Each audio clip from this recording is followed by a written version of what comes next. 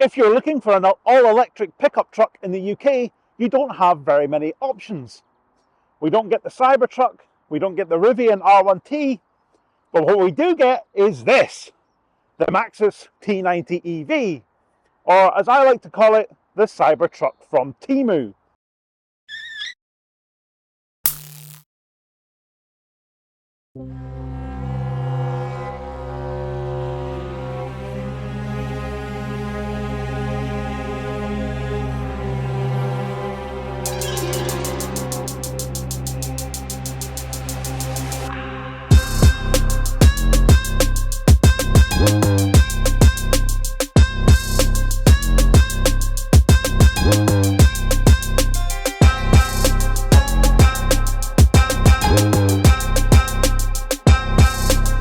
Maxus T90EV all-electric pickup truck, or at least it will be mine for the next 12 months.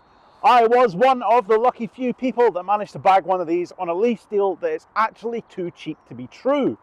£99 down, £99 a month for the next 12 months sees me driving this monstrosity. And the first thing you will notice about it is absolutely huge. So I'm not particularly well parked here, but this is a fairly standard size UK parking space, and as you can see, it doesn't really fit. The length is the biggest problem. I think people say, oh, these are too big for UK roads, and they might have a point. However, width-wise it fits, it's okay, but it is very, very long. Styling-wise, it looks a little bit like somebody described a Ford Ranger down the phone, which, well, is not totally unexpected, given Maxus is a Chinese brand owned by the massive conglomerate SAIC, who are also the parent company of MG. And it wouldn't be the first time Chinese brands have been a little bit inspired by more successful Western models. Everybody talks about this massive grille and how ugly it is, and well, I have to say I kind of agree with them. I'm not quite sure why everybody seems to be going down the BMW route of make the grille as big as possible and then make it a little bit bigger. But that certainly seems to be what Maxus have done here. And the fairly small lights here and stuff as well. I just don't quite know what the design language is here. The side profile is actually quite nice. It looks like pretty much any other double cab pickup you've ever seen. I don't think there's anything particularly stand out about it. Some people say the wheels are a little bit too small, but at the end of the day, it's a commercial vehicle. It's here to do a job, and therefore the size of the wheels isn't really that important. Nice big chunky tyres, which would help if you were ever going to take it off-road. However, the fact it is rear-wheel drive and not all-wheel drive, it means you probably won't get very far. Around the back, and I think the styling faux pas of the massive grille is almost forgotten about when you see the rear profile. I actually think it looks pretty nice. I'm not sure about the need to put all this lettering on the back. I think it would look much, much cleaner without it. But obviously this particular truck is not mine, it is leased, therefore I will not be making any changes to it. But if I did own it, I think the SAIC motor and T90EV lettering would not be long for this world. First thing you notice when you open the bed is just how heavy this tailgate is. It doesn't have gas struts, so it just opens, you need to take the full weight of it. Not ideal. But as you can see, a fairly typical bed for a double cab pickup. Debate all you like in the comments about how useful it may or may not be. I think it all depends what you want to move with it. And we've got some lashing down points here as well if you want to move big and awkward stuff. Now, one point of note that I'm a little bit concerned about is that this brand new truck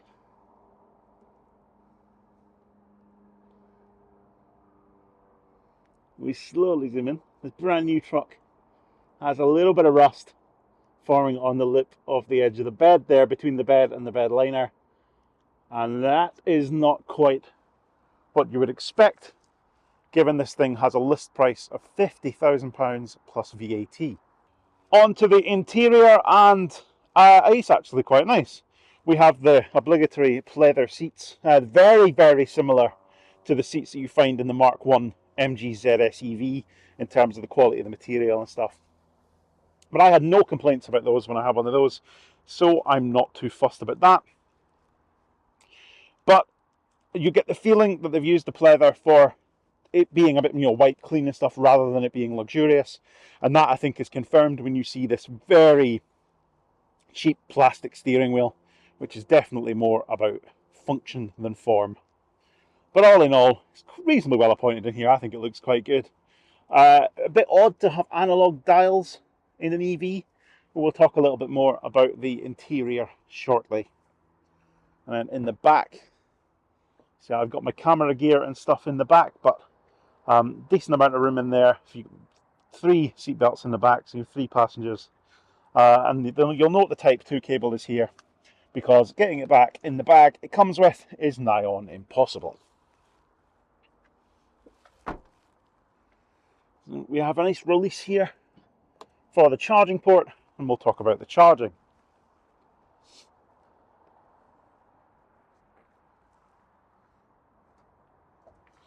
So we have Type 2 and CCS for charging, as one might expect,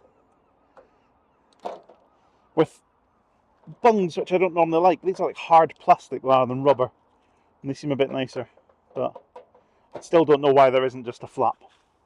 Anyway, Type 2 and CCS, it will charge up to 11 kilowatts on AC and 80 kilowatts DC using the CCS connector. And from what I can see so far, it is actually quite good at managing to achieve its maximum charging speed. So come inside then, and I think before we take it for a drive, we'll need to talk a little bit about that list price. £49,950 plus VAT is undoubtedly the reason why they sold about 4 of these, and the rest of them just sat languishing at the docks. This particular car was PDI'd as it came into the country in May 2023, and since then it's just been sitting unloved, unwanted. And I mean, it's no surprise. I'm pretty sure you can buy 2 Isuzu D-Max diesel pickups for roughly about 50 grand. And therefore the idea of someone paying double that for one of these is just, it's pie in the sky. Even if we overcome, right, the 4-wheel drive thing. Not everybody that has a pickup needs 4-wheel drive. Some people do, admittedly. And therefore, if you're a farmer, you want to get down farm tracks, on the fields, all that stuff, it's not going to be any use to you. If you're a builder that's working on like building sites that are completely unestablished, and therefore you need to be able to go off-road, probably not going to be much good to you. Various other what about this, what about that use cases that means you're not going to want one of these. But there are also plenty of people that need to be able to carry some stuff, carry some people, that never go off-road, and this would actually be pretty good for. The Highways Agency have a few of these now. Now, I don't want to know actually what the public purse paid for those. I hope it wasn't 50 grand each. I hope they're not, or on lease for 600 quid a month or anything like that. Hopefully they managed to get in on the bargain as well, but I think we all know that that's unlikely, and that they probably actually paid quite a lot for them. And there are various other trades and use cases for a truck that doesn't really need massive off-road capability. Should it have been 4-wheel drive, and should they have realised that it would have been pretty unpopular otherwise? Yeah, absolutely it should. But I think the price is the bigger concern here. I think, no, even if it was 4-wheel drive, it would be a hard pill to swallow to spend twice the amount of money on a truck that you normally would because it was electric. Because let's be honest, in here, yeah, the interior is okay, but it's a little bit low rent. The infotainment is a little bit weird in that kind of Chinese kind of way, that like the Mark 1 MG-ZS, I said this before, it just feels a little bit unfinished. It feels a little bit like the software engineers did the bare minimum they possibly had to, and then that was it. It was fine. It was good enough. Ship it. And there's no getting away from that. Like, even so, I use Apple CarPlay all the time anyway. I don't bother with the built-in radio and all that stuff. But the radio itself doesn't have RDS. So it doesn't lock onto frequency automatically, and it doesn't tell you what radio station you're listening to. You've got to tune it manually, and it just sits there saying, like, 99.5 or whatever on the screen, and that's it. I don't think I've seen a car do that since, well, quite a long time ago. RDS was a fairly standard feature for a car radio. And the fact it doesn't have DAB in 2023, 2024 is crazy. So I think it shows the minimum possible effort. CarPlay works okay. I'm using the smart AI box to make it wireless because it's wired. I've reviewed this previously and told you I would use it. I was using it in the Zoe for a bit, now using it here in the Maxus, and it is doing the job to make CarPlay wireless. But the fact that it really is the bare minimum means that the idea you paying 50 grand for this is non-existent. That continues with like the clocks. We've got analog clocks for speedo and power, and then we even have an analog dial for the state of charge. It doesn't give me a percentage readout of the state of charge on the screen. It gives me range remaining, but it just gives me an analog dial indicating the battery percentage. And why? Why can't it be showing me that on the LCD screen? And these are the kind of things that were wrong with the Mark 1 MG ZS that MG then fixed for the later model, because everybody said, well, that's a bit silly, we want this, we want that. And despite Maxus having the same parent company, they seem to have just completely ignored all of that and rushed this out. I haven't driven the Maxus eDeliver 3 or eDeliver 9. I don't know if they are the same kind of level as this in terms of refinement, how well finished it is, or if they're much the same. And it'd be really interesting to have a look around one of them and see. If you've driven one of those, let me know what you think in the comments. Is it similar to this? Kind of, it feels like early generation Chinese stuff, or is it a little bit better? Have they taken into account some of those shortcomings that some of the early MG stuff had? But without further ado, let's take it out on the road, shall we? Now, I'm using a different camera today, so I'm hopeful it's not going to be too shaky, but I don't have a good track record with using different camera equipment, as you know, therefore I'm not too hopeful. I've got two keys. One of them is a remote key like this, which is definitely heavily inspired by other brands, and the other is just a bog standard key with just a key, no buttons, no nothing, just a key, and that seems a little bit low rent for 50 grand. As soon as you pull away, now I don't know if you'll be able to hear with this microphone, but as soon as you pull away, the pedestrian warning system kicks in quite loudly. A lot of people sort of, hang on, let me shut this up. Shut the radio up so I don't get into trouble with YouTube. The pedestrian warning system is quite loud, it's quite intrusive. Now I think that's twofold. I think it is a little bit weird and a little bit loud, but I think also there's minimal sound deadening into the cabin, so you can hear it quite loud. Another thing that annoys me immediately is that the indicator stalk is on the right hand side of the steering wheel and not the left. I know that that is the technically correct place for it to be for a right hand drive car. However, for a significant number of years, nobody has put the indicator stalk on the right. It's been on the left for a long time. So when you drive multiple cars, you're hopping in and out of multiple cars, you end up going round roundabouts where your wife is going crazy. That's what happens. But yeah, the pedestrian warning system, people moan about it. People say, oh, it's really loud. I've even seen some people that have got one of these recently saying they're going to unplug it. And I do think that's an incredibly foolish thing to do. I think electric vehicles that are super quiet, you drive into a busy car park, something like that, if people can't see you, and you might think, you know, you're in a massive 2.3 ton pickup truck that's absolutely huge, it stands out like nothing on earth, how can people not see you? But never ever underestimate the stupidity of man. And I think disconnecting the pedestrian warning system just because it's a little bit loud and a little bit annoying seems incredibly short-sighted to me, and I would not recommend that anybody does that. I certainly won't be doing that. I don't know if there's potential insurance implications with doing that. If you do that and then you run over a pedestrian, can't imagine your insurance company would be too keen. You've modified the vehicle to turn off a safety thing. And bear in mind as well that the pedestrian warning, the audible pedestrian warning, is mandatory equipment now in a new EV. Manufacturers must fit it. It's not optional, and therefore I think turning it off, probably not the best idea. I'll be leaving it alone. Yes, it's a little bit loud, a little bit intrusive, but you kind of get used to it, and I'm not that fussed. Maybe if I lived in Wales and I was crawling along everywhere at 20 miles an hour constantly, it would get really annoying, but I think interfering with it is a bad idea. You notice immediately on the sort of ride, it's very bouncy, it jitters around a lot. In fact, I know now that is because the bed is empty. As soon as you put some weight in the bed, it calms down and it actually rides really well. Nowhere near as jarring, nowhere near as bouncy, but most of the time, if it's empty, yeah, it bounces around a lot. The back axle just hops all over the place. Now, some people tell me that that's actually pretty normal for a pickup. A lot of pickup trucks are like that. I don't know. I've never driven one before this. One thing I do notice driving is it doesn't feel anywhere near as huge when you're actually driving it. You've got quite a good visibility, good all-round visibility. You look out pretty much right over the end of the bonnet. A lot of people say double cab pickups like this are dangerous because they don't have great forward visibility. I'm not sure any of the people saying that, usually the type of people that want to ban all cars at all times, say that kind of thing. I'm not sure many of them have ever driven a pickup to be able to say that. I would say the forward visibility is better than most vans. And yet there is this kind of narrative that if you need a commercial vehicle, it should be a van and not a pickup. But I don't think that has any substance really. But it is what it is. People are always going to be dramatic about things like that. But I would say the forward visibility is great, and in fact the all-round visibility is pretty good. It has automatic lights, automatic wipers. The auto lights work quite well. The automatic wipers don't seem to work at all. So it says it's in auto mode at the moment, and it is raining at the moment, but the wipers don't kick in unless I adjust the interval for the intermittent speed. So it says it has auto wipers, but I don't know. Maybe if it's really heavy rain, it then regulates the speed accordingly if it changes and stuff, but I don't know. I've seen a few other people say the same, that they're not convinced the auto wipers actually work, and I'm kind of feeling like that too.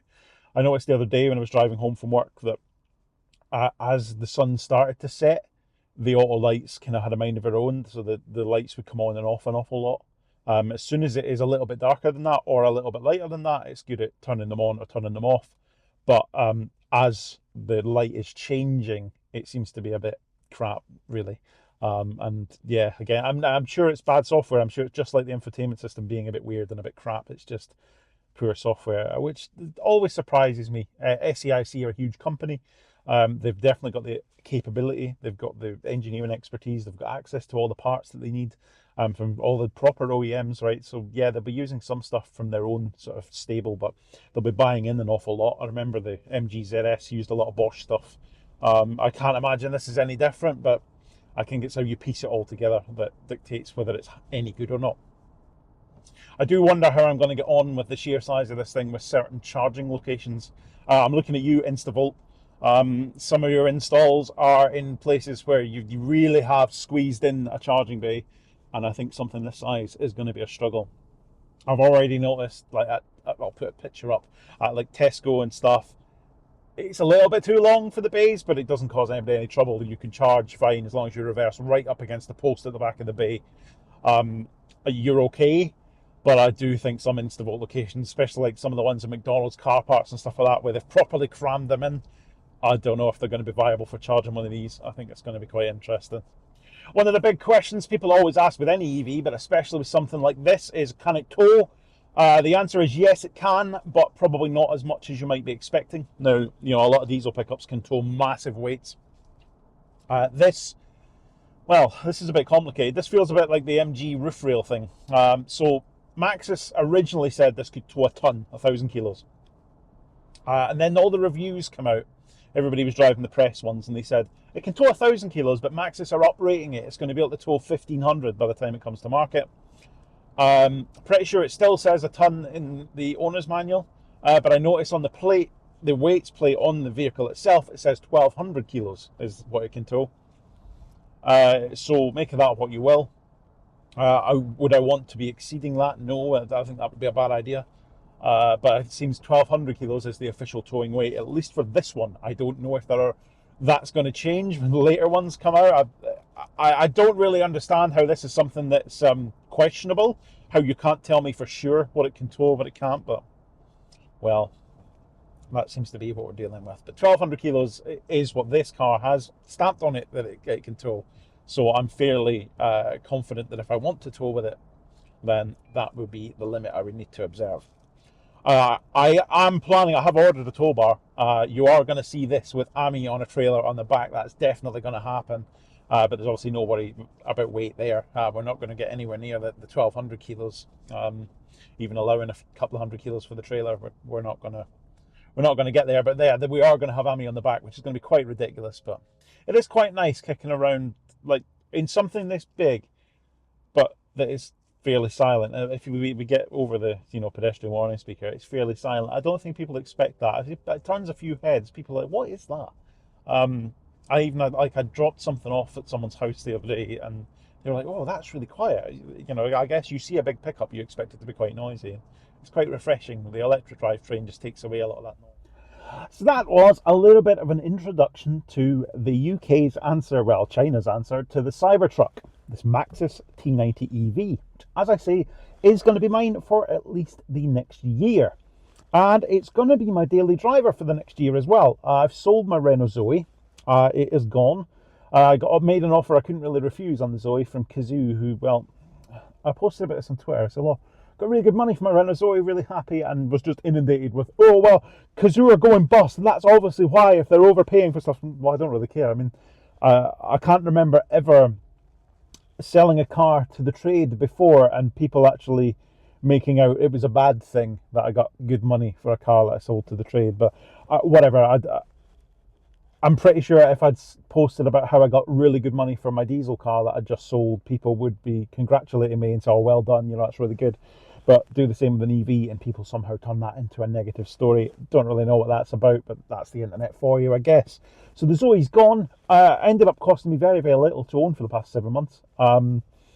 I dare say, I mean, people were doom and glooming about it when I bought it. People were saying, oh, it'll continue to lose loads and loads of money.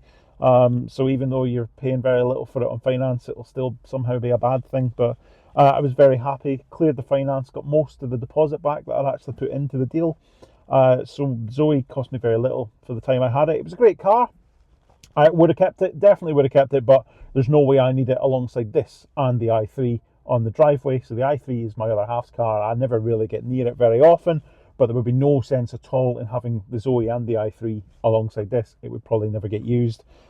So there we have it. And it might mean, because I mean, I'm in the Tesco car park at the moment, I'm in the charging bay, and this is a little bit too big to be in the Tesco's car park in the charging bay. Therefore, it might well encourage me to use AMI a little bit more as well. I think using AMI more and more for nipping to the shops and stuff, rather than using this, would definitely be a good thing. As I say, tow bar is on order. You will see AMI being towed by this fairly shortly. I think that's going to hopefully kickstart some AMI videos again. I'd always intended to do a bit of almost like a travel series. Now, I don't know how well that's going to go. I don't know if I'm really cut out for being like a travel vlogger, but we can give it a go, can't we? Taking AMI places, basically. Now, I'll start locally. We won't use the trailer immediately, but then we'll get a bit further afield, and, you know, if I'm going to go like really quite far afield, it's going to make a lot more sense to take AMI on a trailer. Someone suggested a while ago to take AMI on the Isle of Man TT route, and I'm a little bit tempted to see if we can actually make that happen now. I think that could be quite cool. Not that we'll be setting any speed records in AMI, but even just being able to make it round the course on a single charge might be quite interesting. So that's an idea that I'm floating out there. We'll see what happens. But AMI videos are going to come back. So if you're actually here for the AMI content and you're not overly fussed about the crappy oversized Chinese pickup content, then stick with us, because AMI will be making a return. But there will also be some videos about how it is to live with this monstrosity. Is it actually any use? When the lease companies take them back and start selling them off for £3.50, should you think about buying one? That kind of thing, as I document my time with the Maxus T90EV. But that's all for this video. Thank you so much for watching. I'll see you next time.